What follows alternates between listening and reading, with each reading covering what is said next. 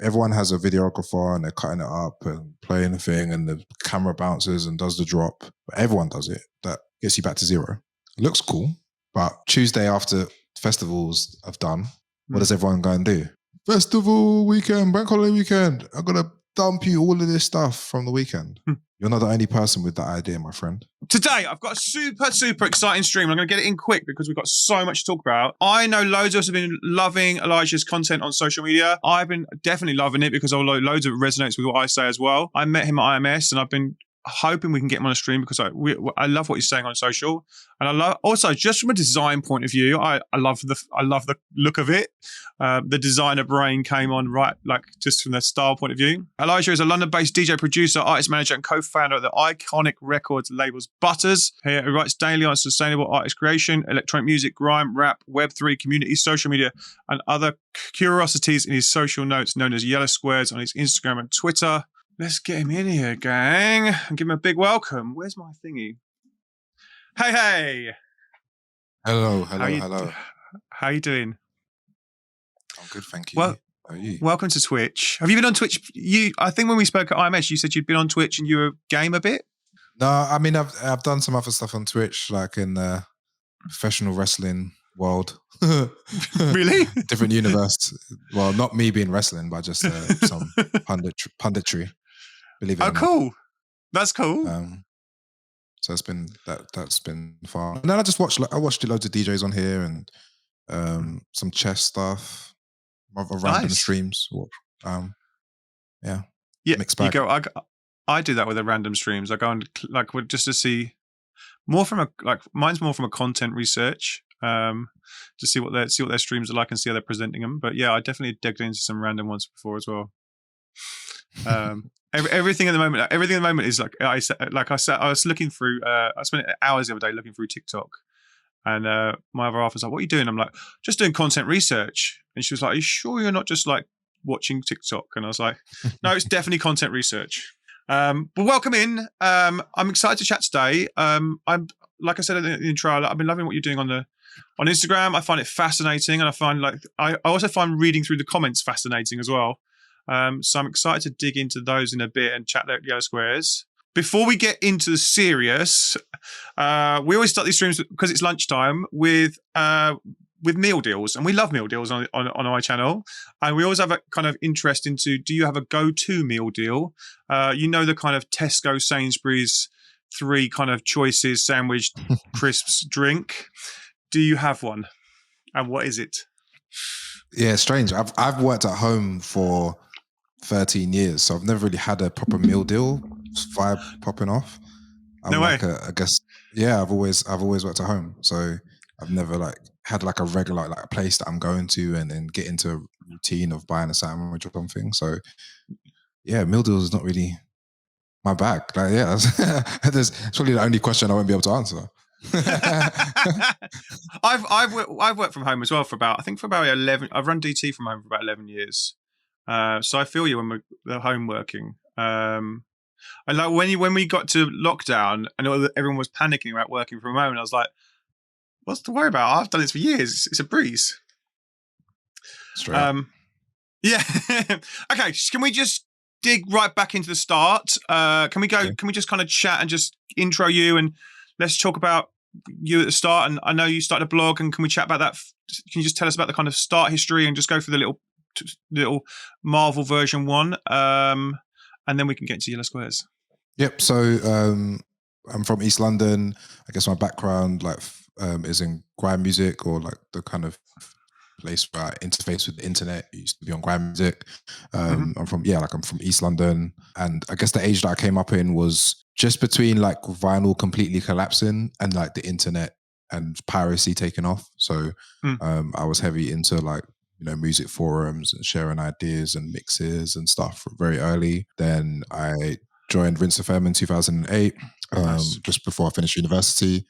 Then started a label, Butters, with my partner Skilliam in 2010, released records, mainly producer-based grime records. So grime, the culture is usually MCs are the forefront, and our direction was to change it to be more producer DJ focused. So we released records from people like Roll T, DJ Q, Flavor D, Swindle, then MCs as well, like P Money and Flowdan and DWE and Footsie and all these other people, which was mad fun. So we did that really from like 2010 to 2020. Then when the pandemic set in, I was like, okay, I want to do some other stuff. I guess I had the idea that it would kind of run for 10 years anyway, but released some other records like with these Brazilian grime artists. That was kind of like the last kind of project I did with Butters. Now I'm doing I guess the background of all of that as well is that I was kind of like project managing the artists that orientated around the label too. And so I spend a lot of time behind the scenes working on stuff that wasn't really something that I presented online until I guess 2020 or 2021 when I guess everyone was just in limbo, not sure what was going to happen next. So I was like, okay, I don't know what's going to happen next either. So then I started writing about it in the yellow squares and just sharing it on Instagram because I never really used Instagram in any creative way before. But I thought if I'm going to just be on here, let me just at least make it different to everyone else's or make it interesting. But Twitter is really my platform just to write and be creative and bounce ideas off other people. I actually prefer Twitter much more as a platform than Instagram. But Instagram is I guess the vessel for these ideas at the moment. One thing I learned this morning, but digging into, is that in 2018 you went to CERN, and I actually went to CERN in 1996 as part of my physics trip because I did A-level physics, and I went to CERN, and it was literally still being built then. Like they showed you the plans, and we kind of went down. They showed us the internet. They had this mad computer that was connected like to the internet, like. And it had back then we were on dial-up, and this computer, because it was connected directly to the internet, it had like 300 meg connection or something ridiculous. And they were showing us how fast it was, and we were like, "Whoa, this is cool." But we like it was, I know. How did you find it there? Because it had been built by then and it was running by then, so that's quite cool. Yeah. So I went down into the Large Hadron Collider and got to look at things and talk to the scientists and all the people working there. That was part of an art project. So I guess I'll do projects outside of electronic music. But that's like here and there. They're not something that I do all the time. Mainly just based on opportunity. I kind of work with whatever I can and whatever's coming to me or whatever excites me the most at the time. Like ideally I'll do more of everything. Yeah, I know how that feels. I know how that feels. I have a lot. I don't know if it's like I have a lot of things that I'm kind of. Oh, I like that, and I like that, and I like that, and then I've really reined myself in a little bit. I don't know if you've done the same. Like I try and not get on the shiny object of going, oh, I like that, and then just going off on like this mad tangent. But I feel the same. Where we can. I want to do everything, but lots of stuff is not possible because of time and my own resources. Yeah, like maybe like what's happening now is a convergence between, I guess, my interests outside of music, my day job as a manager, and then my night job as a DJ. Like they're all kind of coming together as one through the yellow squares. So I'm not working any harder than I was a year ago or 2 years ago or 5 years ago, but it's just more of me is being shown than before. That's very cool. I think that's what's happening. Smarter, not harder then. No, not even. Like there isn't even. It's just pure like luck of these things coming together. It's not. I don't think it's me working smart. It's like, okay, I can use this same infrastructure to talk about this or to share art projects, to talk about process, to talk about social media, but then also to release music, and then also like, do you know what I mean? It's. I wouldn't say it's just working smart. These are just things I'm just interested in. So. Is that like a cohesive because the brand's more cohesive, or is it because I don't think it's cohesive. I'm just being me. Like I just think that's just more. That is more like the cohesiveness. Is it being one human? It's not like completely off the wall. It's not like I don't know. Like they do connect it. Like there is connective tissue between these things. And I think if someone is like really reading into all of the stuff that I'm sharing, you can see where I'm kind of bouncing my ideas off, even just random stuff. You can see, okay, like you're watching like low league football, like what there's something in, say, like building an audience or fan bases that you learn from football, or the chants that you have in like wrestling or something, or physics is a good example, like first principles thinking building things from the ground up. Like, that applies to what we do in music. Yeah. So I do this. I do the same with football as well. I watch football, especially from a content point of view. I watch what the content, watch the content they put out, because it's definitely interesting. I always think that anyone with a large social media team is watching what they do is interests me so much, and just how they do it and where they, like what things they're trying. That definitely interests me loads as well. So Twitter. So you were on Twitter first, and then did I read that you lost your account, or the account got closed, and then you had to restart everything? Yeah. So I in the Black Square, Black Lives Matter movement thing in 2020, I just kind of got sick of social media for a while. I was like, you know what, let me just close this, just delete it for a bit, thinking that I could just reopen my accounts when I was ready. But after 30 days, it deleted your account. So I lost Twitter. I didn't lose Instagram, but I barely used it anyway. I had like 2,000 followers or something. But yeah, Twitter had 15,000 followers, and I'd been on there since like 2008. But I got the same handle back and just left it for like another year. And I just started again with 0 followers. So whatever followers I got now, like 8,000 or something, it's just built from the last couple of years of talking about this stuff. That's good. I bet that was stressful though when they all. Nah, it wasn't stressful at all. It was 2020. Other stuff was happening. Life was happening. The world was shut down.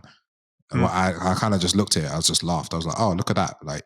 And it was a good reminder that thing is borrowed, right? It's not mine. So it's a good, and I say this to all artists, all of these platforms are borrowed. It doesn't matter how many followers you have. I think, if I had the desire to, I could probably start on something again with 0. But yeah, it's only, I'm doing these right now. But I'd be happy to start on something new that excited me with 0 again. Do you find it easier with less social media platforms? Because I know the world says go on everything. Do you find it easy just to have those two? I think what people try and do is do the same thing on everything, which doesn't work. If you're going to Instagram, you should Instagram. If you use TikTok, you should TikTok on TikTok. And if you tweet, you should tweet on Twitter. Do you know what I'm saying? A lot of those things now are not becoming as transferable as they once were. So right now I can do Twitter and Instagram. Twitter is just my uncreated thoughts or ideas. Instagram is the ideas inside the box. Yes. And then YouTube is maybe like the final form of the ideas. If you're making like freestyle process. That makes sense. Yeah. I like going on Twitter, I've never been good at it because I always edit myself. I'll get the tweet ready and then I'll go, nah, I'm not saying that. So I don't know. And then I'll do it again. And I'm not saying that. I don't think I'm not brave enough for Twitter. If that's a thing. Yeah, I guess so. I don't know. Maybe because I had 0 followers, it was like, okay, I might as well say something useful. Yes. And the good thing about this project is it's not like personality driven in that way. It's like no one cares about my life beyond what I've got to share that has utility. So sometimes when I get things wrong, I'm not taking it ultra personal, Have you had much pushback? Yeah, like the pushback's important. It's a conversation. It's not like prescriptions or direction. This is or fact or even anything. It's just like maybe they're just observations. And in my little tiny niche world, that those might not be true at scale. And the flip side is a lot of people that are reading my work or trying to engage with electronic music, dance music, whatever, they think what they see is what is true at scale as well, when actually you're just looking at the 1%. The 1% are like making money and successful at some high level, but you think that's the actual rule when it isn't. It's like a very small amount of people that are able to do it at that level. Yeah, agreed. And because I always think that the goals. Some people look at everyone the 1% and go, I want to be there, but actually they don't, because they've got, they're 40 and they've got kids, and they actually their goals are just to get their music heard, or just to play, or just to play twice a month, or even once a month, and it's just trying to get everyone to work out where their happy is. Because exactly, I think I'm at another end of the spectrum where I speak to people that are just starting out more than I speak to people that are in it. So the industry I came into wasn't something that was promoted as a career. Like Yes. now there's like, courses and this thing and academies and this, like, Mm. and it's promoted as like a normal career, like an engineer or a teacher or a nurse. And it's like, this is not that at all. And this is what I'm trying to make clear to everyone coming in is that, all right, here's a hot take. Yeah. DJing is not a career. This is not a career. There's not. And I'm trying to say that in the most gentle ways possible so people don't set themselves up to be, uncomfortable or like put loads of effort into something in a mechanical way, trying to get a result that, again, 1% of people have got in the history of music. You know what I mean? So, and that's not to say don't do it, but it's do that with that in mind.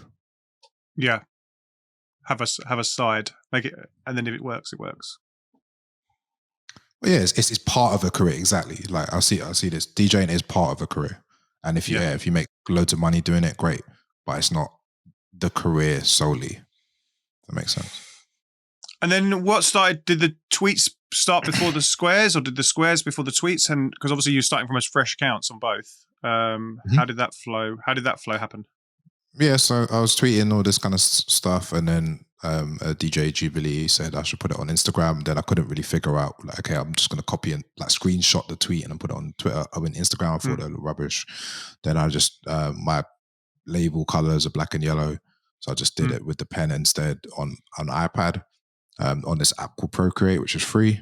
And then just put it on like that. And then original versions were not as tidy. I didn't have as much of a consistent form with the pen, and I was just learning the app basically. So I did it for a couple of months. Then some other like life things took hold, so I just had to stop. And then I came back with it in 22, a bit cleaner. Took down all the old ones, refined the messaging, and just have been kind of on it since the top of 2022 until now. So how often are you doing them? Or is there a flow to that as well? Not really. Just when I get the ideas, sometimes I'll do 3 in a week, sometimes none, sometimes 1. It's more like impactful when I have something to actually say. I'm not trying to get any attention or anything. I'm not trying to build a following. I'm just like trying to put ideas out that I think would be useful. And there's a lot of things that I could do that would make the follower number larger, but would make my life a misery. So I try and avoid that. Is there a plan to it, or is it just as it comes to your head? What do you mean by plan?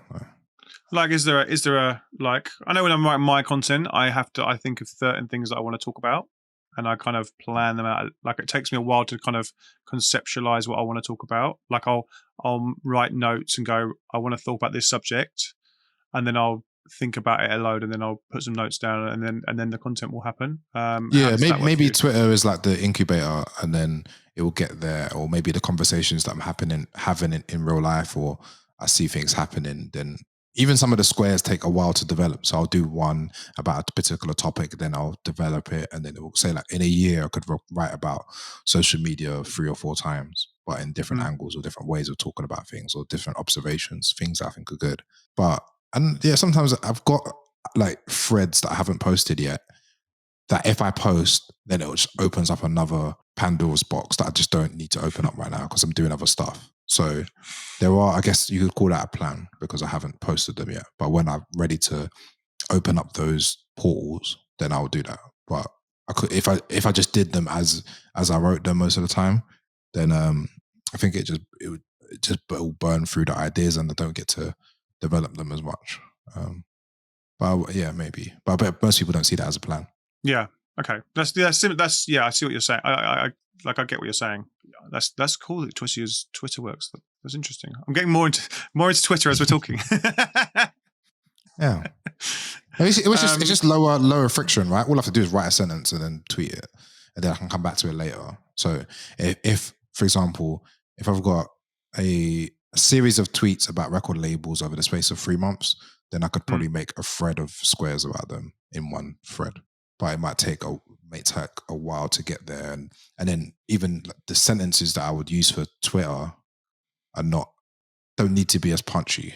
as the box, like how many words can you write in the box, like, and it be really stand out. Like you want to be less than 10 words really, and not everything can work like that. Have you refined how the squares work over that 12, like how you're saying certain words work and certain things? Do you have to think about the hooks and what's going to work with the square to make it most impactful?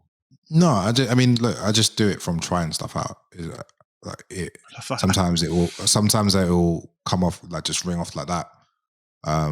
Close out and make the thing. Didn't take any amount of time to think about it. It was just a response to a DM, and then I just wrote it on a square. So that took 15 seconds. Yeah, love that. And that's probably the most that saying has had the most traction of all of the squares. And then, okay, should we look at some squares? I can Sure. bring some up. I thought, should we start at the start? Okay. That's the first. Is this? Hang on, I've just got. Yeah, it's the first. Yeah, it's the first of the new version. Yeah. So yeah. Okay. So this is kind of what do you feel when you see them, like the older ones now? Because I know when I see my older content, I kind of go a little bit of pride and a little bit of kind of, wow, I can do it so much better now. How do you feel about seeing older stuff now?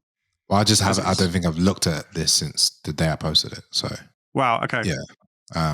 But I probably didn't end up posting most days, Monday to Thursday. I did a lot, but I wrote every day probably. So you post Monday to Thursday until December? Yeah, I think I did pretty much. And I added more layers. So sometimes it's not just the writing. It's like, okay, I did start doing all the lectures, and I started doing music and all this other stuff. So yeah. And it may develop into a book. Yeah, or many books. Yeah. Or many books. Yeah. Have you thought about writing a book? You used to write a blog, didn't you? That's how about the start, wasn't it? Yeah, it's getting written. Like everyone can see it. So the book, whatever, I've got another book, a different idea, and then this is just writing itself in front of everyone. Like if I was putting together the Yellow Square book, it would be this and the execution of the ideas in it. So ideally, I wouldn't have to write that much more to it because I've written a lot of words. Yeah, I feel the same. I think I've been thinking about a book as well for mine, and I'm like, I'm pretty sure I must have a whole load of content ready. Like I've written so many scripts for YouTube and so much other content. It must be nearly there by now. And it's that kind of scariness of trying to pull it all into one place. But you did a whole other series, part 1, part 2's management. Do you need a manager? Well, I'm interested to see what this is. I just literally had this question on my panel in BMC. So do you need a manager? Probably not. Well, I asked managers, when do you need? Because you're a manager as well, so like this is a question that gets asked a lot. When do you need a manager, and why? When do you think we need a manager? When you can't manage the thing by yourself anymore, and when you've got enough resources to pay someone to do it, or unless you're willing to, like, I guess, sacrifice part of your income right at the start, building with someone, and that person is willing to effectively work for free until it works. It's a very unique set of circumstances. Yeah, you get the most people are not willing to do. No, because it's potentially working for nothing and taking a massive punt. Yes, 99 out of 100 times it'll be working for nothing. Okay, I'm going to find out. Management is like the stupidest job. I think independent promoter is the worst job in the electronic music space, and then manager is the second. Why do you say that? Independent promoter, you put your money on the line and to pay someone else, and if it doesn't, and then you don't have the support of that person to promote your show, and if it doesn't go well, then that's it. You suffer all the financial burden. Yeah, they have the audience, and you don't. Yeah, and then you have to go again, and like the industry doesn't cooperate to make your show a success generally. Which you think would be interesting, because we want more shows, and with clubs closing, you'd want people to be promoting parties. Exactly. But then even if, like, this is why it's the stupidest job and the most like unfair is you can help build someone, a DJ or an artist or whatever, and then they can be out of the range of fee that they will play for you. So like you can take them from like playing 100 cap club to 300 to 500 to 1,000. Then when they get to a level where you can actually make money together on a big way, they go to someone else that's bigger, like a bigger corporation. So you've been part of that journey, but then you don't get to actually benefit from the success. Again. Yeah, start the process again. Yeah. And then, yeah, I mean, I've been through that. And then I'm saying this from experience. Like, this is why I don't do it anymore. And then with management, I guess if you're working with an artist to build something from 0 to 1 or 0 to just from nothing, just starting from complete scratch with an artist. So you've got the amount you have to make them to earn minimum wage would be earn 100 grand. Like how many artists currently in this country would make 100 grand from their music? Again, it would be in the 1%. Not many. Right? So, and you might get them to 100 grand, but it might take you 5 years. So, and you basically earn a few thousand every year. Yeah, I thought you were going to say a different word there, but yeah, all right. No, what did you think I was going to say? That's interesting. You can swear it's fine. You can swear it's fine.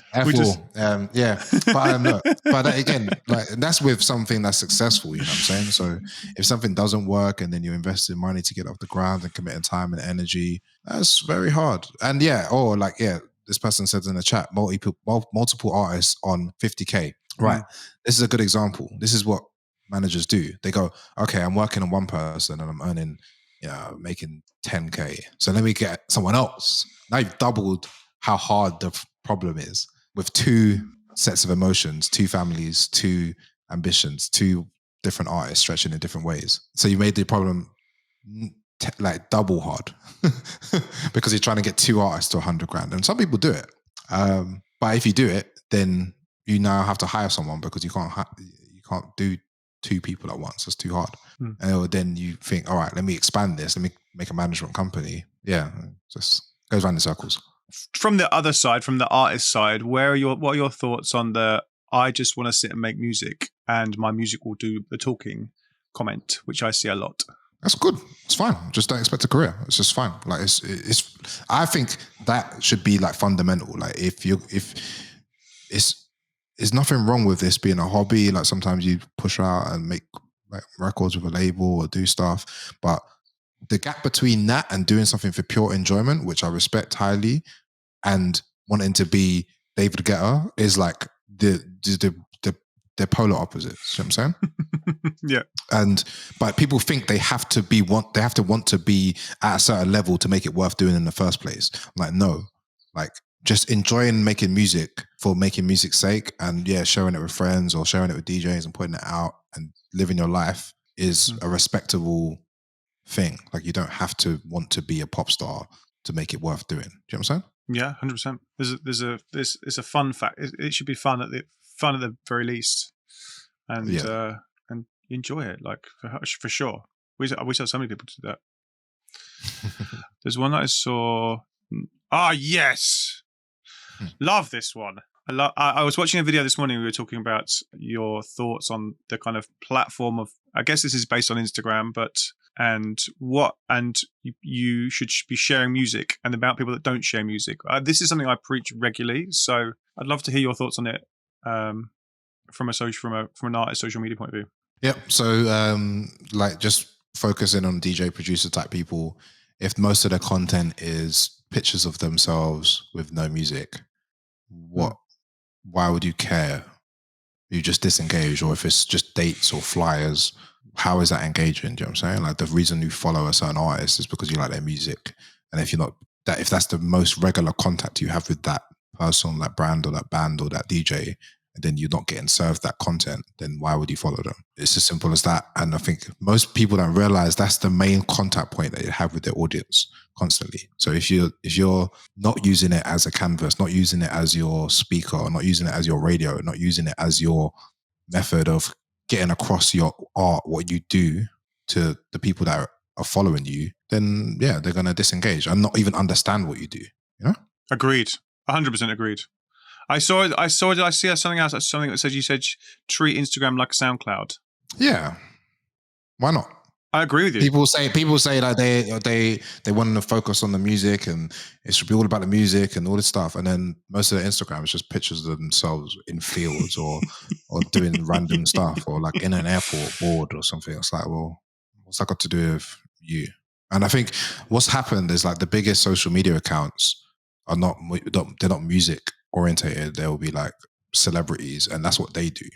So they think, well, I'm gonna imitate or put myself in front of things to kind of boost my engagement. And it's like, you don't have to do that. And it's actually better. It's probably better to have less engagement over the wrong thing than more engagement over the like. Do you know what I mean?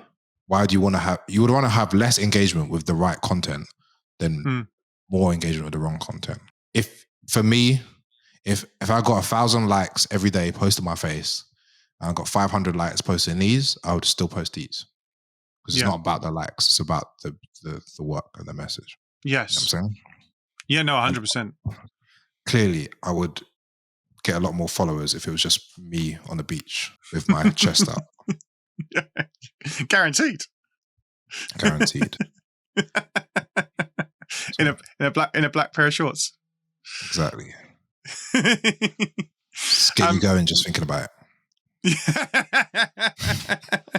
No, I look. You know what? I agree with you. I always think that when you're DJing, you're essentially selecting a load of records that you like, and I think that you should just do that on your Instagram and select a load of records you like, and then people will get to know you because of the music you're playing, and they'll want to come and see you because of the music you're playing. So I fully agree. I get it. I agree. Like you would want that contact point to be. Like if someone came up to you in a club, they'd be like, "Oh, can you play that thing that you posted on March the 26th? Like that thing, whatever that thing was, sick." Rather than like, I saw that discussion you were having about this bad thing that happened in techno. It's like, oh my god, yeah. Like no one wants to have that conversation in a club. Like so, if you direct the traffic in what you do and what you promote and your values and all that stuff, then that's going to reflect in your audience. You know? Yeah, it even goes back to the art. Like it might even get back to that kind of vinyl versus artwork. It was like, if you're like, imagine someone comes up to you and goes, "Oh, I want you to play. Can you play that track and it had that artwork?" And you'd be like, "Oh yeah, I remember that one." It goes back to that kind of that nice bit of, when you had vinyl, you flick through and find the artwork to find the record. Exactly. And yeah, we live in a visual time, and I think a lot of people are scared to put their face in front of things. I'm like, we'll just find another method. Like my face is not even on the platform that much. I'll put the smiley face there, just coincidentally, it's yellow or whatever. Yeah, whichever method works. Yeah, agreed. Did you say at the IMS there was a producer that you were following, and he literally was doing just tracks of the day, and that was someone that you liked, and you liked that content, and you liked what they were putting out. Yeah, there's quite a few people doing stuff like that now, and it just makes the thing better. I'm like, because I'm discovering music, I'm learning something. I'm like, oh yeah, sick. Like, and you can see someone's put a bit of effort into it, so it makes you want to give them a like or share or something because they're trying something. Most of the time, people give up too early because they're like, oh, it's not really getting high engagement. Oh, this one got 6 comments, but I'm like, the actual practice of it for you is better than the actual engagement. Like this stuff, like the yellow squares, it's like my own. Like if no one saw them, they would be useful still, which is quite unique. I always think the music show. I always think like obviously from blog days, like the Bicep blog. It was, if you think about, I don't know if you remember that blog where they literally would just share music every day, and I see how they should use Instagram as just, in a blog form even, like I guess how was your blog? Was it writing and music and? Yeah, it was like the radio shows and interviews I was doing with artists at that time, and a bit of like thoughts on the grime scene and pictures from raves because there was no Instagram. But yeah, just like I think what people do as well is like this is not anyone's fault. It's just the way Instagram works is they center themselves in the conversation. So like when, let's just say the festivals just happened this weekend, they'll be like, I had a great time at the festival. Like, I don't care about your time at the festival. It's not about you. It was about all of us. The 1,000 people that you played to, or 2,000 people that you played for. I like it when I see, like that experience that we had together was sick, and that reflection more than me, it was me, I, and it's like, well, what are you doing? Are you playing for yourself? Was there anyone else involved? Was anyone there? Like when this tune got played, this got a response? And even like the clips that people share, like here get into rant territory now. You'll see people like play at the festivals on the weekend, and like they make tunes, they put out records, and make things that have got like sick responses, got sick amount of streams on Spotify, and then they'll post them playing like "Show Me Love." I'm like, okay, well, how does that make sense? I would rather see artists post their own tunes or tunes that they're feeling right now that are new and fresh, that promote like the thing moving forward, even if it's getting a lesser reaction. Why the hell would you go, like, even if you do play that music out, which is fine, obviously it's there to be played, and it's a festival and everyone's having fun, but actually, what new information are you giving the audience? Yeah. I know. I fully agree with you. You see it so many times. A big artist will share.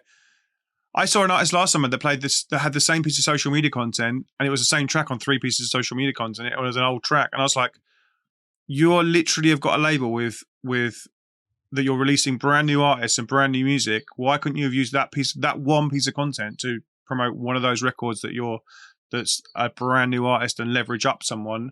And stop making it about yourself. Bring someone else up, because it's not going to hurt you bringing someone else up. Exactly.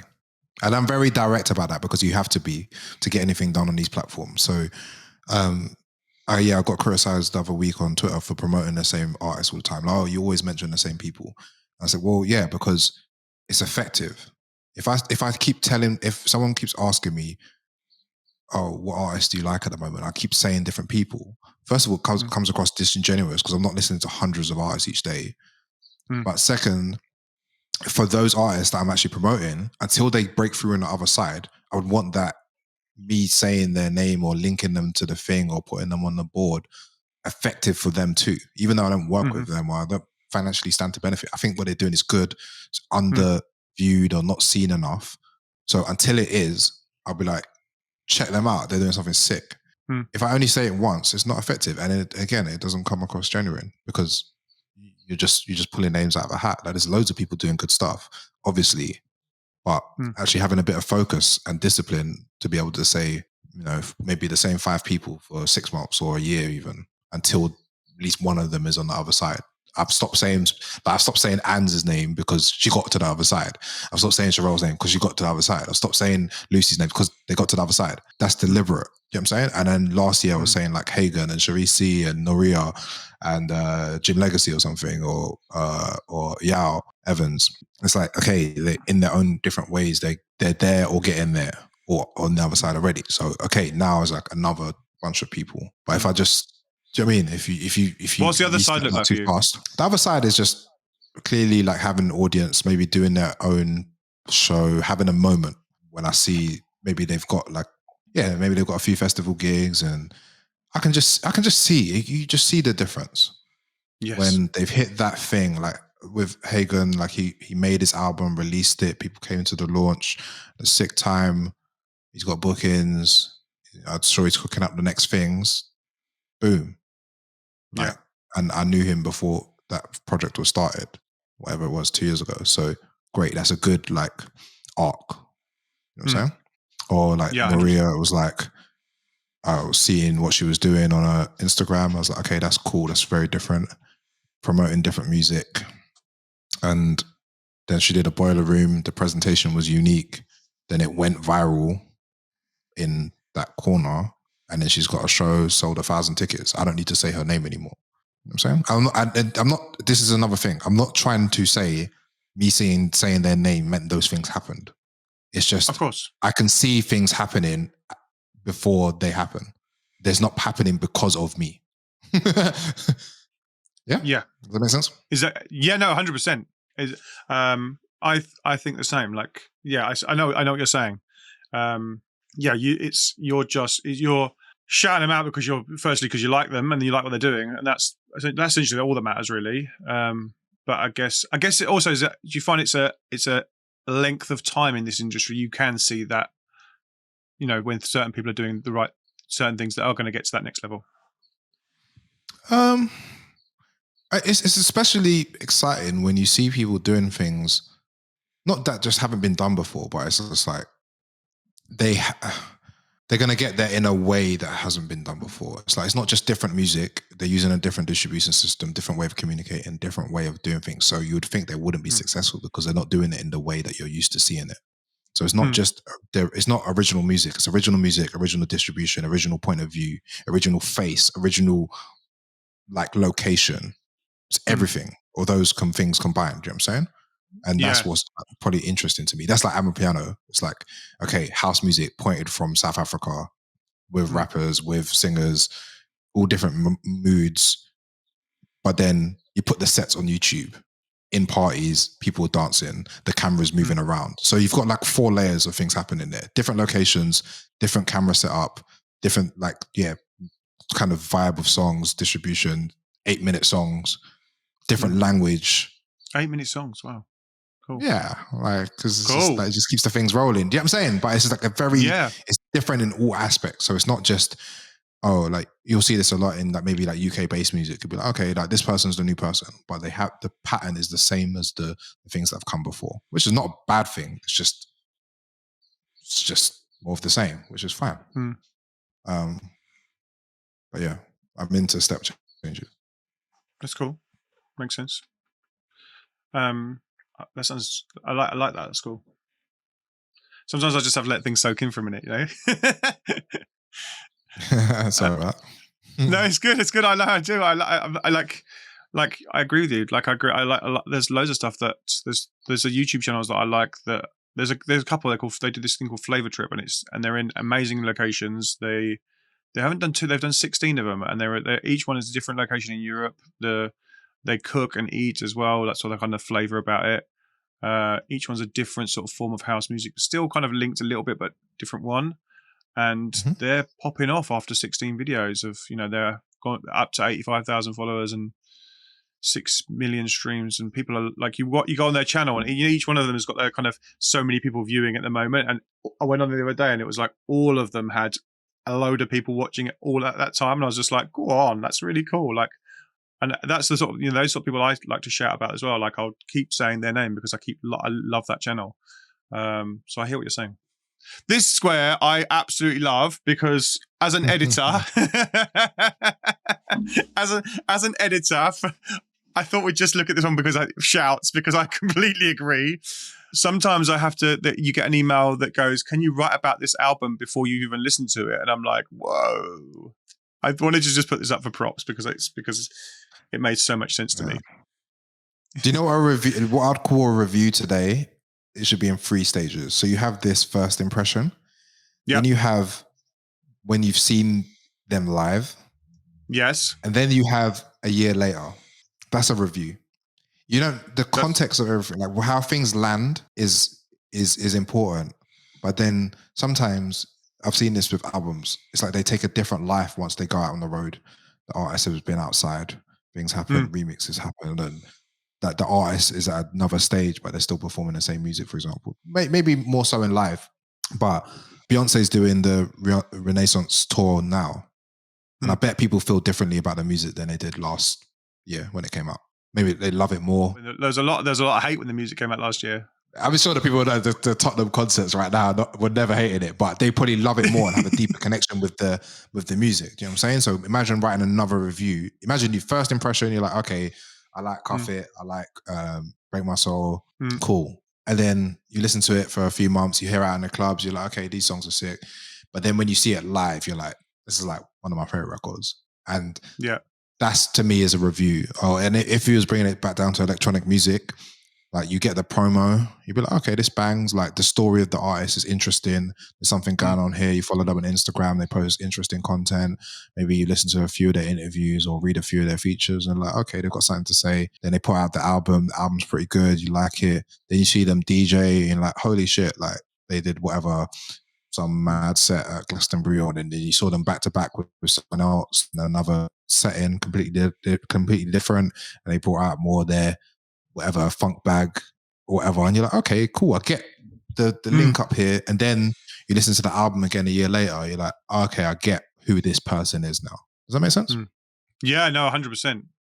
What are your thoughts on? I don't know if you thoughts on. A lot of people kind of put out the announcement of music without any music. What are your thoughts about that? I'll get a thing going. Can you upload this image to announce this new single? And I'm like, it's got no music. It's 2023. Where's the music? Yeah. Do you know what I mean? I think you've answered that one for me. But anyway, that's why I wanted that one up there, because I love that. I love that concept as well. Like, I might use that for DT. It's quite cool. Go for it. All these things are like, they're not something that I'm trying to keep for myself. It's like, if they're good ideas, first of all, it doesn't matter who said them. And second, it's like more people using them is better. Like, I don't have any reason to hoard these for myself. No, agreed. Someone was saying to me the other day about education, and someone else wanted to do it. And I was like, go for it. The more people saying it, the more audience, the more mouths saying it, the better. Exactly. Stop telling people to just work hard. Tell me about this. I love this. Yeah. Again, we're doing art and art related stuff. Like, the amount of hard work is oxygen, is gravity, is a given. We're assuming people are working hard already. So just saying, yeah, you need to work hard is not enough. Give them what they need to work hard on, things that they might not know about, skill sets that serve them in like the world outside of this, survival tactics. Especially for young people, just saying grind until you make it is not, it's dangerous. I think it's really dangerous, and will leave more people like confused and sad, because they will do all the things that this thing is telling them to do and maybe not getting the result. And I see it. It's heartbreaking. And it's actually beyond working smart. Actually, it's this is beyond working smart. It is having for young artists in particular, it's having like a survival mechanism, like a part-time job or something that you can take care of your basic needs, whether your art is up or down. Part of that is working hard, but part of that might just be working in a shop Monday and Tuesday. That's it. It's going to be disruptive to your creative process, but that actually is part of the creative process, that you've got these parameters that you have to work around. Like that actually is some of these things. Like, I think people are trying to find this freedom of like, oh, just creating without any pressure. And it's like, no, the pressure is the creating. That we need that. We need these boxes or these, okay, if you can only make tunes 1 hour a day, then do you make a project with the tunes that you can only make in an hour a day? If you're trying to make Thriller, then I can't help you. But don't try and make Thriller. First of all, it's already been made, and second of all, you ain't gonna get there. So, but that I need a more up-to-date reference than Thriller, but you get the point. Yeah, no, I get the point. Yeah, don't try and make Thriller. It's done. It's cool. Oh, I agree. Yeah. Someone said to me, should I quit my job and just focus on making music? And I was like, are you stupid? Like, just get a 9 to 5. Get one that just you can just leave when the door closes, and then go home and make music, and do the rest. Do the 5 to 9. Exactly. It costs. Everything costs. Plugins cost. I mean, production software costs. Holy crap! And like actually operating in the real world regularly will make you know what's missing from it. If you don't engage with the real world, then how do you produce something for it? Like, I think people miss this. If you're outside, you could be taking in sights and smells in a way that you can't if you're like just in the studio constantly. Yeah. Oh, this is a cool one. I like how they kind of you can tell you've got better with the pen along the way. Because I know myself, because I've got an iPad and a pen, and it's fucking hard. So I know that. Well, I try and do it when I'm on the table. Before, I was doing it like sitting in a car or on a train or something, just all balancing on my lap. So it's not just the pen getting better; it's actually just me using it on the table. Have you redone some? Have you gone back and gone, actually, that looks awful, I'll redo it and make it look better? Yeah. And I'll continue to do that. Sometimes it's like removing words. It's like making the just the design of the layout like better, or like refining a point. Like this one, the scene one. So I mean, when I wrote this, it was like when a scene is alive is this one, and then when a scene dies is the next one, right? So Yeah. when a scene is looking too inwards, everyone's just like arguing and bouncing off the same ideas and just talking to each other. I wouldn't say it dies. I just think it's just at least less interesting to me. But then I had a lot of people commenting saying, I love when the scene's just completely insular and it's not looking at the outside world that much. And people can take it whichever way they want. But in the other side, the most interesting times in a scene sometimes is when people push in all different directions. So if I'm just using the like drum and bass example, you have all of these different threads happening all at the same time. All the audiences get if you like drum and bass. 100%. And sometimes when I see, even though a techno house, whatever it's going to be, like if you don't, it's like if you like house music, it shouldn't be hard for you to find some house music that you like. Because everyone's getting served right now. So, and the more like it keeps pushing out in different directions, like it's on you to find it. That's maybe the hard bit. But let's say with but I was part of a more niche scene with a lot less people. I think the most interesting times in grime was where it was a lot less defined of what it even is. And people were pushing in all these different directions and no one knew what was going to happen next. And now it's quite fully formed of what it is and what it isn't. I think it's just like it's generally less interesting sonically because it's got its patterns and its ways. It's 140 BPM and it's MCs and it's like, okay, but is that making the music better or refreshing? Maybe not better, but new. Interesting. Probably not. Probably not. Yeah. Is what it is. Doesn't mean it also doesn't mean it's bad. Like you can still have 6 songs that are looking inwards, like clearly. Drum and bass sounds doing fine, techno is doing fine, house is doing fine. It's just tech house is all over the place for you. Exactly. It's like it's just what is the most like fresh, at least to me. But yeah, sometimes with these points, they're just they might not be that useful, right? Oh no, I loved it. I agree with. Like I thought that because I think there's certain scenes where they'll grow and they'll grow and they'll grow and they'll grow, but then they kind of start going inward, and so it resonated. Like certain scenes where you've seen it in the past, where they'll go so big, but then they'll kind of collapse on themselves because they run out of ideas sometimes. But then sometimes it's just the top layer. Or everyone does the same idea. That's the problem. Yeah. What this diagram could actually do is do like more like an open bit of the circle and then everyone trying to run through the door at the same time. That's the worst bit of the scene. Yeah. There's the next refinement for you. That's cool. Yeah. This is interesting. Yeah, I haven't reposted this since because I think it just encourages like the wrong bit of the message. Is what I mean by it generally is content creators will make content to share. Like people don't make content and not share it. That is content creation. Art can be made and not shared. So artists by definition are not necessarily content creators. This is not art. Being an artist shouldn't mean you have to create content. That was not what I said. And that's what it gets disseminated as. And people share it and go, yeah, see, I don't want to have to make content to make my art, which is not what I'm saying. Oh, did it get shared in that way? Oh, exactly. No. If you want to have a career, you're going to have a vessel to communicate your work. Yeah. If you want to be an artist, if you want to make stuff, you can do that. If you're a content creator, no one creates content and doesn't post it. People make art every day and don't share it. It's not on Instagram. It's not anywhere. You can be an artist with or without a social media handle. You were going an artist in the more literal, I guess, the kind of just painting. Both sides, but like both, a career artist and thing. But it's maybe I was making a distinction between the two things. But I don't think I wrote that well. This is why I've left it there, but I'm not going to repost it or refer to it again because it's not articulated the point well enough.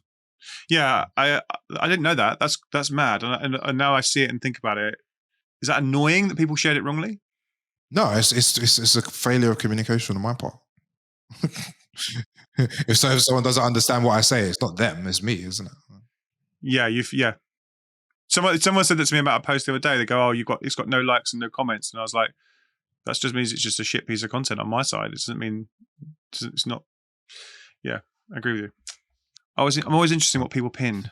Yeah, I just give people that to start there. So if that's the first thing they see, then they can start on that one. So that's what I try and lay that question there. And there's another one I saw from IMS. The one that you said at IMS, and you read out live. I've got that one somewhere. Let me find that one as well. That's quite cool. So this one is how can I get paid to? Yeah, how can I get paid to make whatever I like with people enjoying it without having to promote it while living in an above standard of living in one of the most expensive cities? Yeah, because that's the question that everyone is really asking. In some form or other. Right? Same with this one. Yeah. Interesting. I'm releasing niche music on a small label. How can I turn this into a global touring business? How can you? I don't know. I hate having to sell my work, but how can I build a career selling my work? Oh, I love that. Do you when you write these, do you chuckle? Do you sometimes have to chuckle to yourself because you're like before you post, you're thinking like, is there pre-thoughts of like, am I going to get loads? Sometimes I don't want people to think I'm being antagonistic, so it's like that, and my actual speaking tone doesn't lend itself to softening the messages. So when the words are this hard and then I speak this way, it's like you can take it can, like an artist came up to me on the weekend and said, sometimes they hit too hard. I was like, my bad. But yeah. Oh yeah. This is cool. Tell me about this. You don't need a marketing plan. You need a strategy. You can this is it. This is cool. Yeah. And see what you're saying, how difficult that was to find is another design flaw. It should be easy to find, but it's not. Should you have done really how I could redesign this is I could make marketing the giant word in it, and then it'd be easy to find. So you could be like, you don't need a marketing plan, you need a strategy that you can execute like it's just so it punches out. I just thought of that this second. And Skeleton Monkey said I should offer the answers with a different color. And the answer is in the work that you do. It's not me answering it for you. Because all of this stuff is on the edge, right? It's like if I knew all the answers, then I wouldn't be asking these questions. I would be on a beach somewhere chilling. He's always going back to the beach. I'll just use that example. I don't even care about beaches and stuff. But yeah, anyway. But you don't need a marketing plan. You need a strategy you can execute at low cost for free consistently. That's flexible, fun, and promotes your work. That's social media. Like, most of the time, people are patterning out these things like, we're going to post this at 6 o'clock. We're going to post this at 8 o'clock. We're going to post this on the 12th. And it's like, people can tell when you're doing a thing. People don't like being advertised to. They don't care about your album. They don't care about your promotion of your EP. Just be honest and be true and figure out ways to make what you do not just interesting, but something that someone else would want to tell someone else. It's very different to have a comment or a fire emoji or a like to someone going, I want to put this on my page. I want to put this in my story. I want to retweet this and comment on this. Very different. But most people still are orientated around the comments or all of the feedback being public on that website. And actually the best feedback is the share or the DM, a deep DM. Yeah. How do you get people to share? Make something interesting that people would want to share. I don't know. It's I don't know. But like you like, all right, reverse engineer this. What do you share in your socials? What has an artist made you post like, this is sick, I want to share this? And usually whatever you answer that, we create that.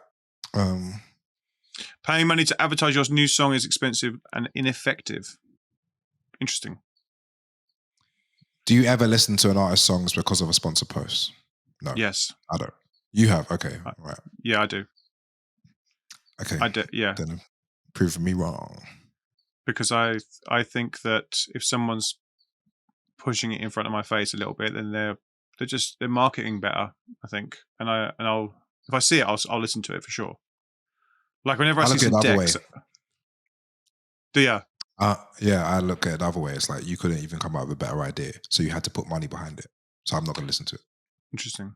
What if it's a post that's popping? And what if it's a post that's popping and you just want to get more people on it, listen to it? No, I wouldn't know because on the sponsored post you can't really see that. So all I'm seeing is someone trying to advertise me their song. I don't care. It's not what I come onto Instagram for. I go when I want to listen to music, I'll go into a music app. When I want to Instagram, I'll go on Instagram. Did I see you say don't need to put a link in bio or anything like that because people will find the track when they know where to find music? Did you say that? Was that Well, it's just that people will say link in bio. I'm like, you need to say that? Like, so even I put up the thing for the remix stems and someone's like, oh, where can I download them? I'm like, where do you think? Like, do you think I'm going to post this and not put the link directly there for you to download it? Or do you think it's going to be on www.elijah.com? Like, where do you think it's going to be? Wherever you think it's going to be, it's there. Wherever the new single is out, they will have to say, like, I'll see these posters in the street and it will say, this new single out now on all digital platforms. And it'll have all the logos, like you don't know how Apple Music or Spotify works or what they are, what the logo looks like. Just in case you don't know how to listen to music, I'm going to put the logo there just so you know it's on Spotify. The new single is on Spotify. And if you type in this name of this song, get it on Spotify, it will be there. Stupid, waste of time. If you just tell me, if you say the new single is out, that's the first place I'm going to go, the place I listen to music. And if it's not there, then there's a problem. But most of the time, 99% of the time, it's going to be there. If it's in a place that most people don't listen to music, if it's on Bandcamp, then I'll say it's on Bandcamp. Here's the link. But if it's in the most obvious place, then I wouldn't say. Is that market into stupid lazy? Skeleton Key says people are lazy though. Yes, and I don't care if they listen to my music or engage with what I do. The person that can't figure out where to click or how to listen to something, I don't need them to be an audience. I can do without that tweet in my day. But every customer is a good customer, you see? Yeah. You're on the prime customers that know where to listen to music. Just, yeah. That doesn't sound that crazy. No, it doesn't. I like the Spotify. I like the posters in the street where they've got the scan code on. You can just scan it directly and it pops it up on your phone. I thought those are always quite cool. I saw an album where they put that out. I've never scanned anything ever. Yeah, I did. I scanned it because I was being lazy. Okay. But more because I thought it was quite cool as well. I thought it was cool that you could scan it from a poster and it would take you straight there. I thought that was quite cool. Yeah, I hear you. You know, it shows you how every artist does it differently. Yeah. People interface with things differently. So sometimes I'm using my example, and you're saying that you don't. You say, oh, okay, I'll check it out because it's sponsored. I'll use the QR code. Great. So you've got two different perspectives, and that's why it's useful for like the ideas to be like challenged. Yeah, 100%. And the House Addict says the artists are in the same position. That's right. But actually, you can cultivate the audience that you want.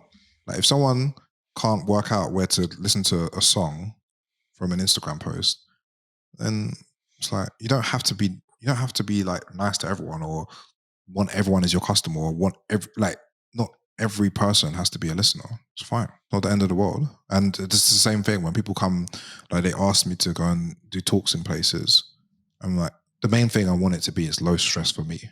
And people sort of speak, oh, it's going to be like great opportunity. It's going to be this thing and that thing and that thing. I'm like, yeah, but I don't, if I don't care about speaking to that group of people, why do you think it's a good opportunity for me? You know what I'm saying? The same with an artist. Why is a indie pop artist going to perform at Download Festival on the main stage between Metallica and Nine Inch Nails? Like, it doesn't make any sense. Like, what? Not every audience is good for you. Just because they personally listen to music doesn't mean you need to be in front of them. That makes loads of sense. Yeah. Has your community changed since you started this? I mean, I guess you started right back at scratch. Have you found you've got new people that weren't grime fans, for instance, that are now in your audience? Yeah, and that's it's nice. It's like just nice, and it's mainly young people, and just I'm learning as much as I'm sharing. So like all the people that speak to me, they're going through something completely different to me. Like like you graduated during the pandemic. That's new. I don't know. I don't know what it's like to be a 20-year-old today. It's mad interesting speaking to people and what they want out of this stuff. You know, when I came in, I didn't have like the ambitions of this thing that people have. So my expectations were very low. I just built something out of it. Like, but people come in and they want to, you know, play on Radio 1 and be on Glastonbury and this thing and play all over the world. So, you might do that, but maybe because that wasn't my intention, I can approach these things with a clearer head. Like I don't, it's not, does that make sense? Yeah. 100%. Do you, because you're now in this a long time, do you feel that did you have help along the way, or did you kind of work it out? And then depending on your answer, how has that been for you? I've got a follow-up. Well, I just think things are a lot more transparent if you wanted to look. Like you buy a record, you could see who distributed it, you could call the number. Or I was going to forward at Plastic People. I could say, oh, who distributes your record? I could speak to people in their face. It wasn't as cold. Like you knew the people. Or who masters this? Okay, it's mastered at Music House. Okay, Music House is like half an hour from my house. I'll just walk there and just knock on the door. You know what I'm saying? It was Did you do that? It was very analog. It's like close to where I live, you know? So, yeah. And I had to go and explain my idea to another human being in their face. And then obviously organically, they're going to ask you questions like, what are you doing? This is dumb. This doesn't make any sense. I'll be like, no, it does. And people, like a lot of the people, and this is like likewise for me too. And you, people, if you say someone's idea is stupid or it won't work, you're usually looking at it from your lens. Like, I wouldn't do that. This is why you shouldn't do this. No one's done that before. But that's not how anything new gets done. So a lot of the time when people that I respect said my ideas wouldn't work for all the reasons that they said wouldn't work, they were right. But it's because they didn't see what was getting built around it and the people and what was happening. So for all the reasons they said I would fail, they were completely right. But they considered, I agree. But that's just not how anything new gets built. And they didn't see streaming come in, and they didn't see a pandemic come in. And then I look at how they operated, and they can't function in this environment because they thought it'd always stay the same. And that's hard because now they ask me for help. Now I say their ideas are dumb. That must be nice. Yeah, and the reason I say their ideas are dumb now is because they want things to go back to how they were. I was accepting of how what change was, because I had to be, because not just because I could see it, it's because that was the only way I could be successful if things changed. And today, for young artists coming through, if you think this thing is going to be any level of stable, this is not the right thing for you. Thank you for doing this today. I'm really enjoying this. Yeah, same. Yeah, Compounds UK said, to be fair, not a lot of people saw the pandemic coming. You're right. You're right. And my partner, Will Skilliam, he is very like frugal, and he's like, he made sure the artists saved money and made sure that we had a bit in the business so we can keep going if rainy day things happened.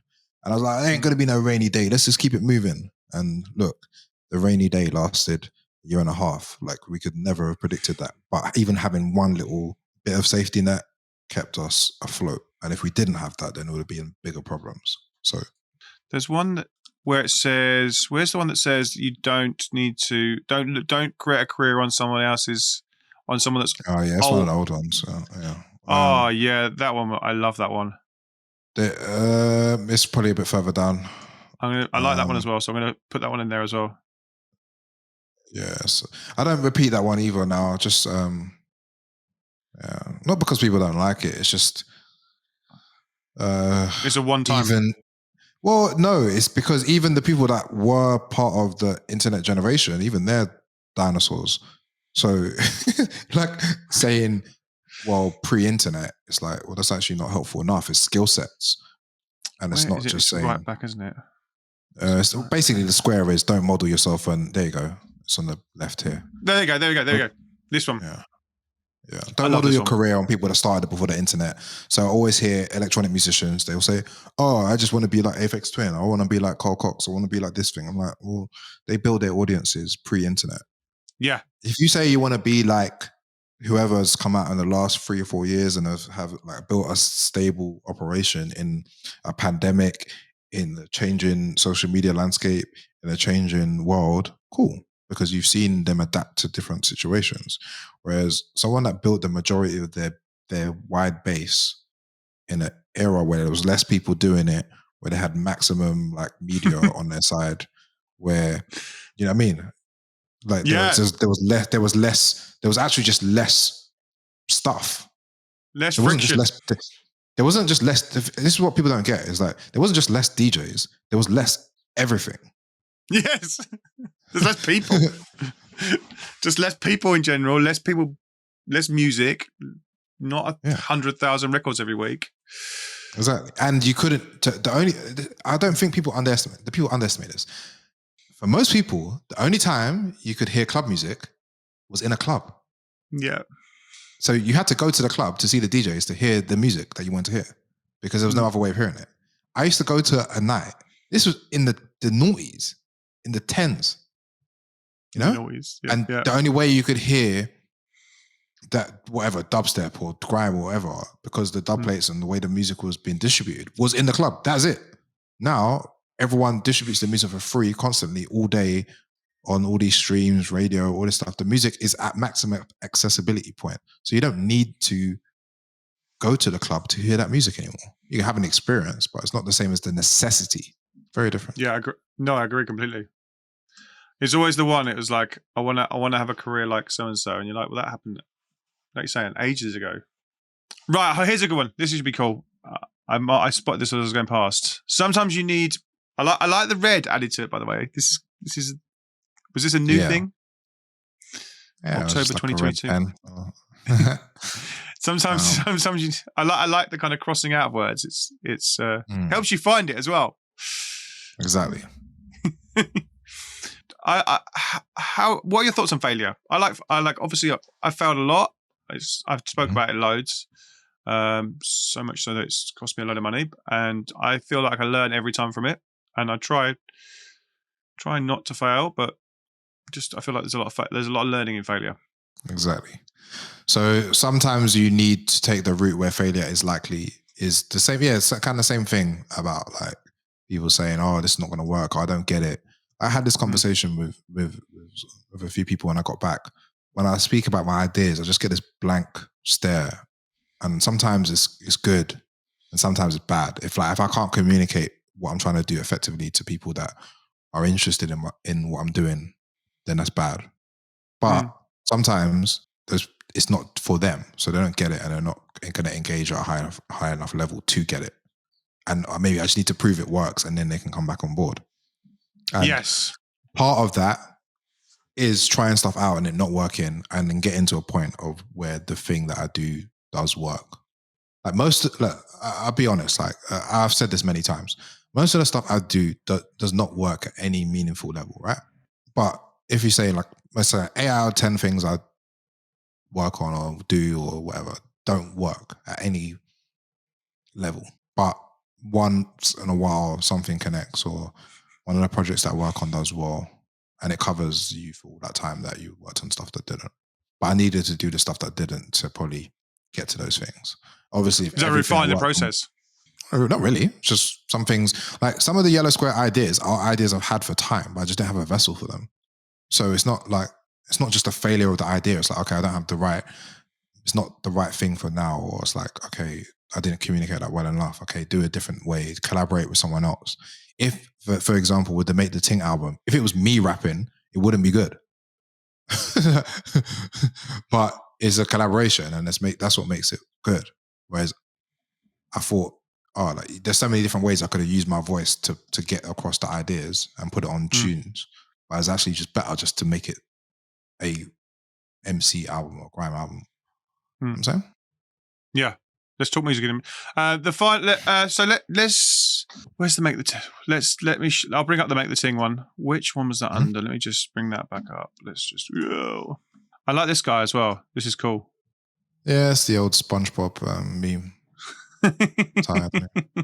I was Tired saying, me. I did some like workshop with some young people the other day, and I was like, man, I need to update these memes. These are a bit too retro.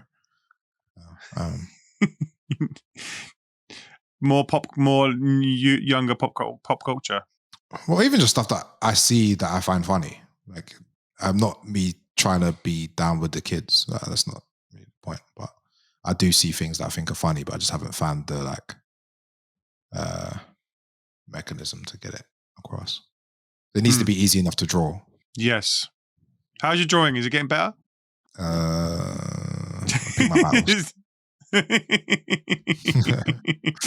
Yes, that'll be a good one. Artists arguing Spider-Man pointing meme. Yes, that'd be a good one. That is an old school meme though. I need a 2022. What is it? What are the 2022 memes? What are the in the chat? What are the 2022 memes?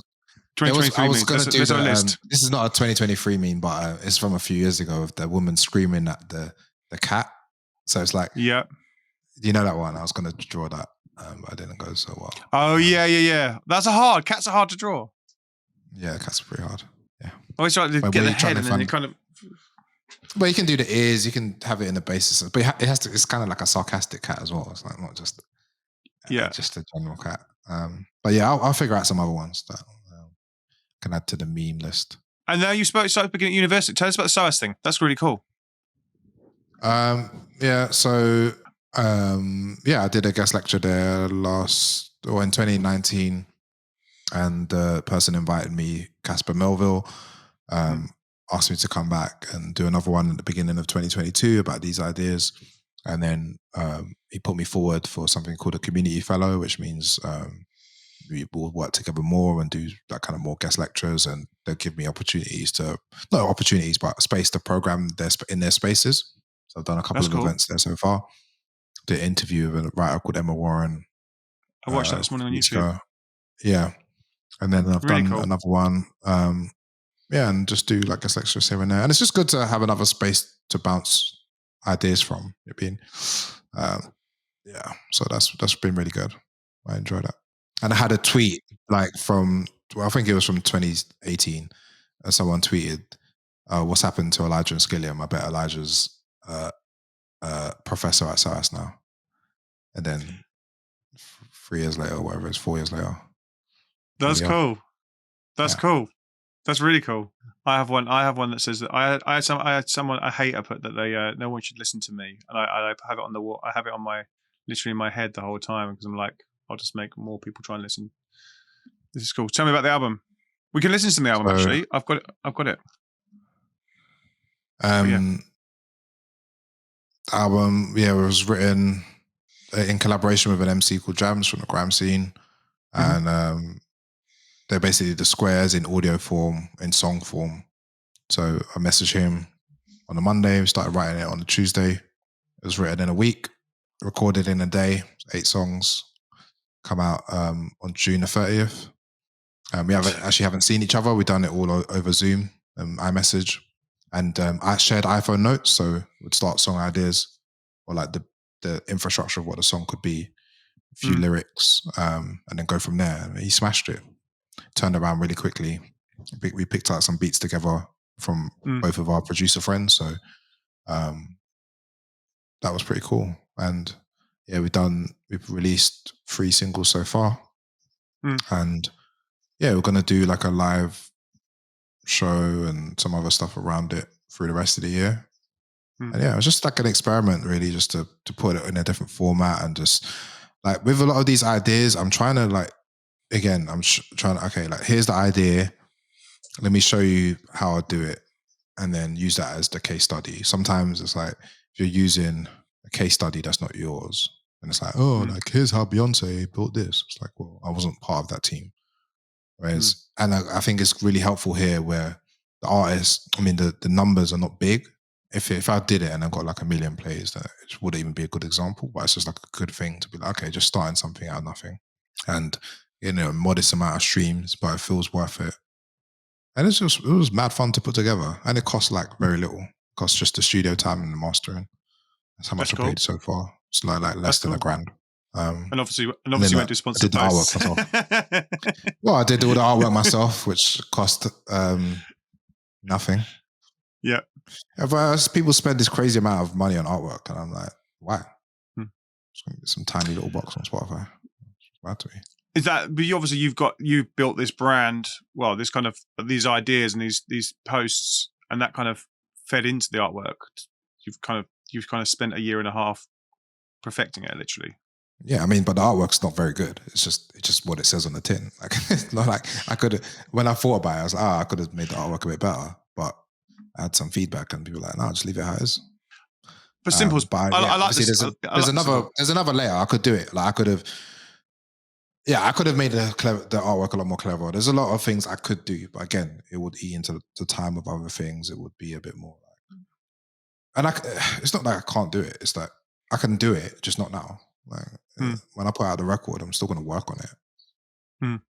Is it what's the release plan for that? Are you going to release it all as one album and just drop the whole lot, or are you releasing singles? So I've done 3 singles so far, and then the album comes out on June the 30th. Nice. Should we listen to singles? So should we listen to them? Should we start with why? No. Yeah. No. Do you want to listen? No, I don't play music. Okay, let's do the questions from the group, and then we'll finish with single. Yeah, and then we finish. What have you learned from doing the squares? I've learned that a lot of things. That the amount of fear in our industry about the unknown that has like bubbled to the top. I thought it was peak fear during the pandemic because we didn't know what was going to happen, but now it's like, man, the world is changing so fast. Like, what we've got all of these young people that have been trained up to be producers and DJs and all this kind of stuff. Like, what the hell do we do with all this stuff? So there is like that kind of angst, and people project it in different ways. I think a lot of the responses that I get to them that I get from them that are quite deep is the effect of social media. Like, people been on it for 15 years, spending the majority of their life on it, and crazy amounts of time in a day, and warping their perspective of the world, or creating another world in their head or in their own timeline. And then maybe, like, in terms of personally, is like my own kind of consistency with an idea, because I could have just done this for 1 year and stopped and think, okay, let's move on to something else. But each time I have little breaks, but it means I have another breakthrough in the downtime. So I'm gonna have a little break once this album is out and done. Just enjoy the summer, just do normal stuff, and then when I come back to it, should have another few layers. I can keep going. I've got enough ideas for at least another year. Ideas are never really the problem. It's like what to build on top of the idea, how to not just monetize for the sake of making money, but how to make it useful to other people. So yeah. Do you think about the monetization and how to monetize it, or is it just Well, part of it is the front of the project. Like, it's rare that I ask anyone on Instagram for money. I don't want to keep it that way. So all the information is free. Most of the events I do are free, or and that is kind of important. But then I can get paid in other ways, and part of my getting paid in other ways, I can show them, hey, look, this is something that I work on by myself. I've got an audience. I've created something. I've created many things, but this is the thing that I'm working on at the moment. And let's work on something else. Like, we'll work on another project that can make money or is, more sales oriented. But I'm not using the square as the financial vessel. Does that make sense? Yeah, it makes sense. It's more like a. Think of it as more like the sawdust than the actual product. Someone had a question. Have you ever tried to get AI to write or design one of your squares? No, but I will. It's on the list. It's on the list. Nice. Yeah, I think not even just the squares. It's like, it would be like a song, right? You would put all of the writing into, one of the language models, and then make a song out of it in a particular style. That'd be kind of fun. Put all the lectures, like you could put like all the amount of information that I've put out there, lectures, interviews, podcasts, and then ask it a few questions, spit it out in verses, and then if it can use my voice even, then it's even, yeah, there you go. I've cut out Jams's job already. Saved myself. Oh, poor Jams. Yeah, exactly. It's coming for all of us. It's coming for all our jobs. How do you feel about all the spliced loops in the world? Wow. It's fine. Like all of these like things that make it easier to make music are fine. But if you want to make original music, there's still infinite amount of space to make original music. If you want to make something like in a straightforward way to get across a point of view or to be effective in a certain scene or club, that's fine. But then there's also this infinite space of things that haven't been done before still. I don't know. I don't see Splice as negative. What do you like to do in your downtime? I watch sport. Like I try to get outside, like to be in live environments. So whether that's watching live, football, sport, comedy, music, live music, doing something active, boxing or skating or whatever it's going to be. Yeah. So again, maybe it does feed back into the squares, but like the gap between work and downtime is not really that distinct. You know what I'm saying? I enjoy my work as well. There's obviously parts of it that I don't enjoy, but I enjoy the work to a point where I could work on things to do with work every day, and that's not a chore to me.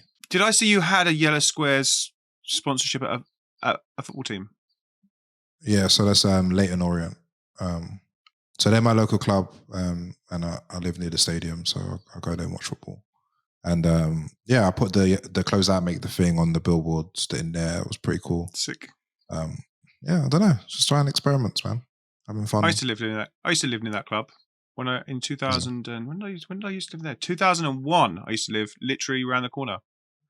Oh yeah, we got the remix the Ting as well. Actually, yeah, someone asked about that. Tell us about that. Tell me about that. Remix the Ting is just I've been given the way the acapellas for the album. Not everyone's heard the actual original songs, which is kind of fun too. So people are doing original takes on songs that remix takes on an original that they haven't even heard of before, which is kind of cool. And then I've put in old interviews and podcasts with my voice in it as well, if people want to play around with that. So what I'm pushing people to do is not think of this thing as a remix project, as in just taking whatever the song is too much and putting at the end whatever your artist name remix. It's like using the words, using the source material and creating a new song. And then you can put it out in whatever way makes sense to you. So you can release it on Spotify, I don't care. Just release it on Bandcamp. Yeah, I don't care. Like, it's fine. Cool. It's just like, it's good. I think that's it's a good, be fun to just see what people are doing. I've been getting really like high effort process videos as well back over the last couple of days. I'm going to just gradually share them out. And for everyone that does one, I will do like them a custom piece of art for the cover until June the 30th. So I've been doing those in the morning when I'm having my breakfast, which is fun. So sometimes I just go on people's Instagram, seeing what they've been posting and just getting an inspiration and just drawing them a little cover. Lost Circa says, would I want to be credited and featured? It depends. It just depends on what shape the remix takes. If you only use a few words and and I guess if I give you a cover and you put it on Spotify, I don't think you need to tag me or anything. It's fine. It's a part of the law of the project. It's fine. That's very cool. Yeah. What do you mean about royalties? Do you care about them either as well? Not for this. Right. Okay. There's a time and place for that. I think is it more about spreading the kind of brand and message? And it's just about people having the materials to like work with an MC if they've never worked with an MC before, about putting something out there in the world, like maybe it's your first like remix, and that being the point. You know what I mean? Yeah, just do something different. And it's a conversation, right? Like all these people that are interacting with what I do are artists themselves. So it's like I get to hear what they're doing. I followed a whole bunch of people that have remixed it now, and I've discovered their music. So it makes me feel good too. It's not even just about the remix. It's like, oh, sick. Like another interesting artist is on my radar now. Yeah. And do you want them in a certain genre, or does it matter genre-wise? Any genre, like any genre. Doesn't matter. Go at it then, gang. These are all producers, so I bet there are loads of them have a go at it. Yeah, I'd appreciate that. And just see what happens. Go for it, Shedheads. See what you can do. They're all going to go at it. We every Monday we have demo listening sessions. So I want to the next open demos in 2 weeks' time. I want to let's hear some of these entries. It'd be quite cool. Yeah, you could have a stream listening to remixes. There's a lot we can do with it. But again, we need to just get going on, just ideas and putting out the album. Then I'll come back to the remixes probably at the end of summer and just do some sort of showcase of them in some way. Amazing. Because it's not like boring talking about music all the time, but we all have agreed that we like music, right? So like, let's make the thing. Let's create stuff. Like, let's make the examples of what we're talking about here, not just talk about it. Cool, gang. You should definitely. Well, yeah, we'll drop the link in the Discord afterwards. What was this one about strategy? I found one about strategy. What's this one? Love strategy. Are the ideas still true at scale? Oh, this is a good one. Yeah, that's like the question with all of this stuff, right? Is the advice we're giving or the ideas that we're talking about, is that still true at scale? When you're telling one person one-to-one, this is an idea. When you're telling 100 people, when you're telling 10,000 people, is that idea still true? Is social media as a canvas, as an idea, still true from one artist to 100,000 artists? I think yes. Is everyone doing a particular narrow strategy true when it's 100,000 artists? Probably no.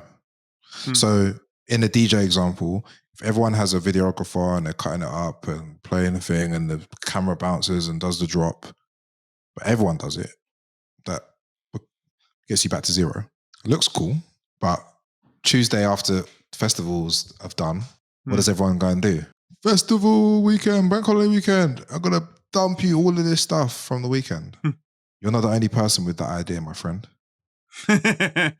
So literally, when I woke up on Tuesday, I scrolled Instagram and I saw drop. Can't be good. I saw a really good James Hype video that said this. It's literally within the first second. It said this is the best video you're going to see. I was like, I want to see it now. It was weird. It was quite cool. I don't think it was the best video I've ever seen, but it was quite cool. He got you. There was a lot of skills. Yeah, it did. He really did. It literally, my brain went, I want to see this right now. And I actually watched the whole bloody thing. It was very clever. I feel like we've missed out the whole artist card conversation that we actually had before we had off air. Let's just touch on it for everyone. Like your thoughts on these flyers, the flyers and the flyers before flyers.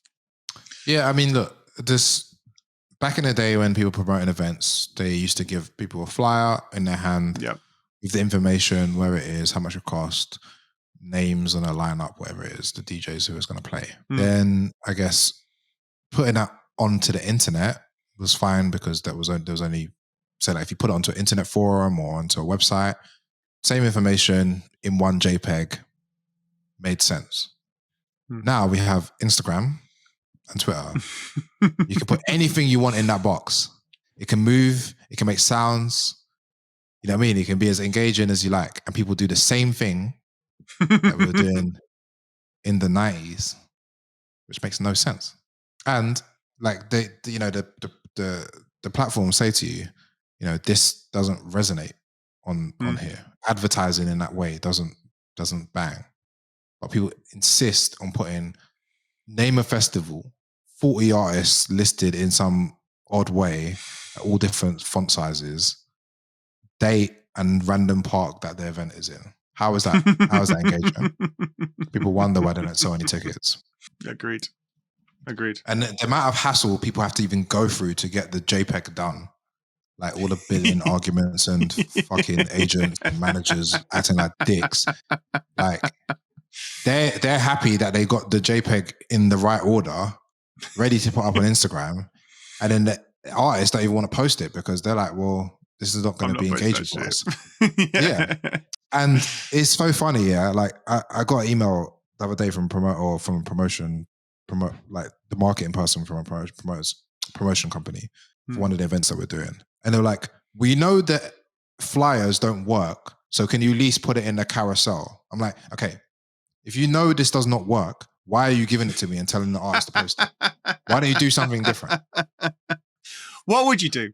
Let's flip it. What would you do? Again, What are you all going to these do? things- Actually, what are you going to do? all these things. This is the tricky thing about some of my work. I'm saying you're doing one idea when there's infinite ideas, and then you say, well, what should I do instead? I'm like, there's infinite ideas. You're only doing one, and everyone is doing the same one idea. How can there not be another way of doing this? There's infinite ideas, right? I'm not saying stop doing that and do something different. Continue doing that all you like. But there has to be something that the artists want to post. Make something the artist wants to post. That's the challenge. However you do it, I don't give a monkeys. It's not my money on the line. I would rather this all work because I want this whole ecosystem to continue. But I can't, the brain power I have, I imagine, say like with the artists I work with, if I'm doing that 100 times a year, I can't go back to every single promoter and go, make me a better asset and I'll post it. It's not possible. It's a shame because it's just wasted eyeballs, wasted architecture, wasted time for people looking at it. Agreed. And yeah. I give people assets, I'll give people songs and videos and stuff, but it might not fit in their design system or whatever their way of doing things. And they just go around in circles. But it's a shame. Like, 'cause I think like, especially with like dance music, electronic music, there's a lot of stuff that you can do to be visually impressive that fits with the themes and the music, like bringing people together, happy times, clubs, and and it's like, why the hell would you want to go to an event and all it says is insert festival name, names of dudes, and like fucking random people in black t-shirts playing disco? It's like, okay, how's that fucking engaging?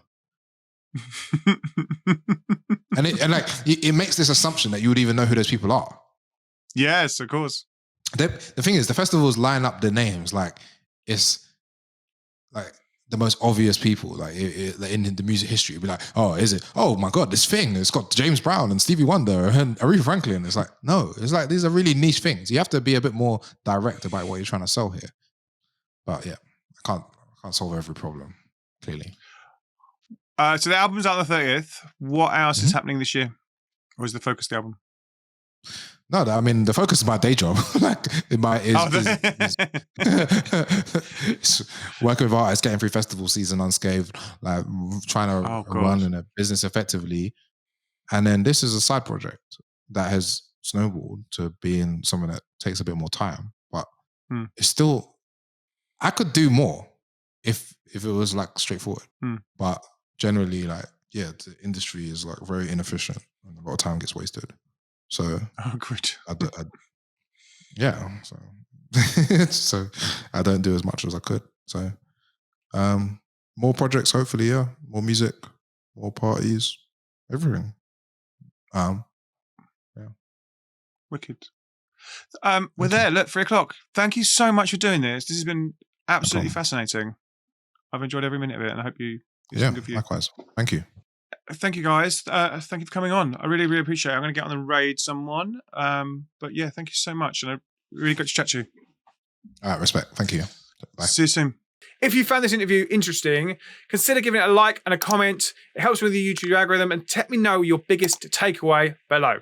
Don't forget to follow me on Twitch. I'm back on Mondays, Wednesdays, and Fridays, and you can check out the schedule from the link below as well to see who's coming up in my interview series.